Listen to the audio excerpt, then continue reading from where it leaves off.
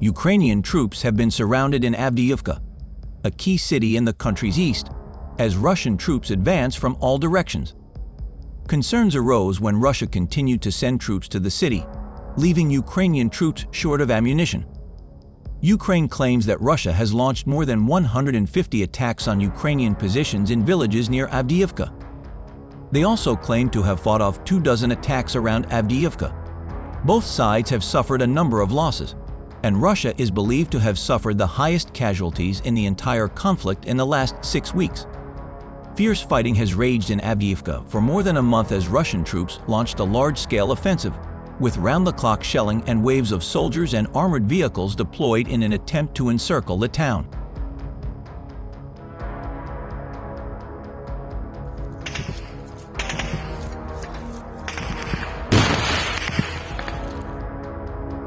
Soldiers of the Ukrainian armed forces destroyed 2 tanks of Russian invaders who overran our positions. This was reported by the Telegram channel Flying Skull, which published a related video with the comment, "It is easier to defeat a father in a group. Our strength is in unity." Of course, what is meant is the cooperation of various departments. The video was edited from footage taken with kamikaze drones, which actually hit enemy equipment, and with controlled unmanned aerial vehicles. First, direct drone attacks on already stationary tanks are shown, at least 4 on each tank. Soldiers of the Achilles company of the 92nd Separate Assault Brigade of the Armed Forces of Ukraine destroyed a 240mm 2S4 Tulip self-propelled mortar of the Russian invaders in the Bakhmut direction. In addition, they also disabled the 152mm self-propelled artillery installation 2C-19 Msta-S, the anti-aircraft missile complex Strela-10, and an invader truck. Commander Achilles, telling about this on his Telegram channel, published the relevant video edited from footage captured by both FPV kamikaze drones.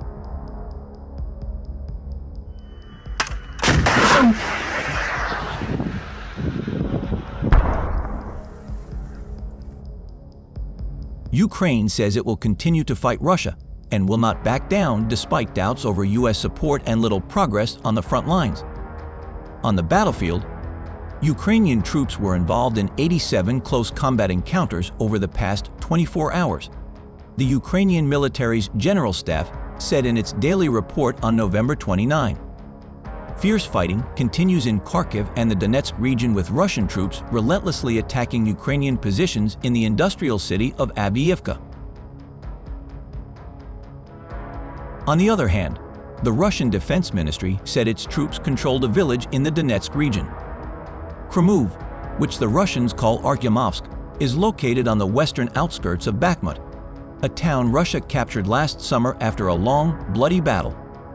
There was no immediate comment from Ukraine regarding the loss of territory.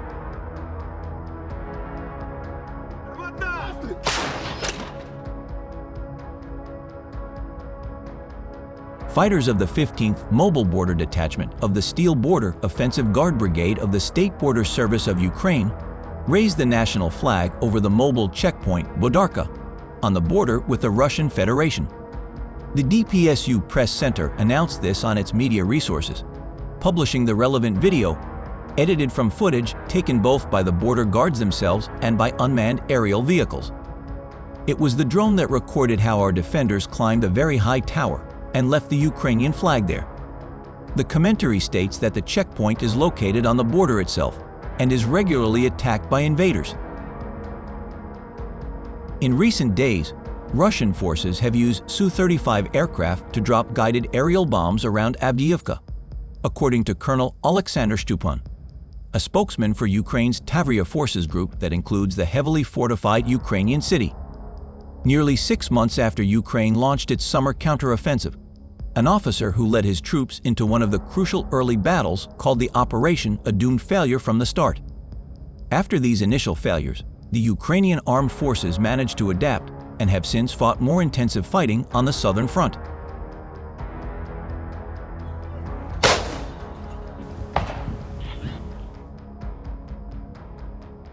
In the Kherson direction on the last day, soldiers of the Ukrainian armed forces eliminated 35 Russian invaders.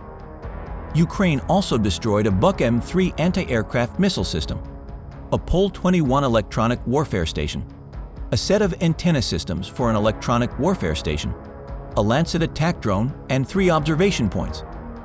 The press service of the Defense Forces of South Ukraine announced this on its Telegram channel, publishing a video of the destruction of a Buk-M3 air defense system worth $40 million.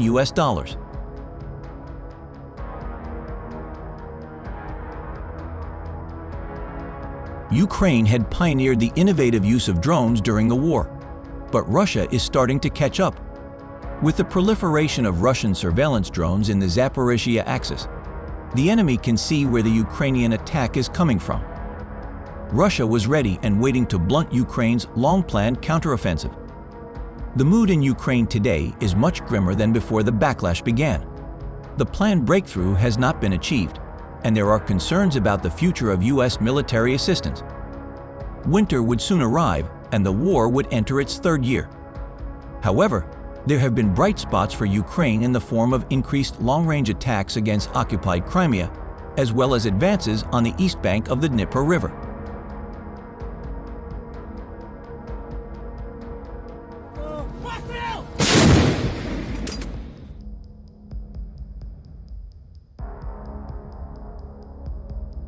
After 2 days of storms and weather forecasts warning more rain would fall in eastern Ukraine, Ukrainian officials noted that the region is currently unsuitable for military maneuvers, forcing Moscow's forces to abandon their efforts to attack Avdiivka.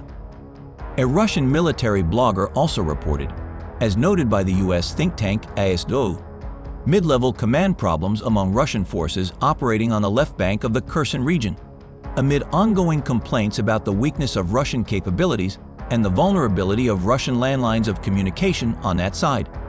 This occupied territory.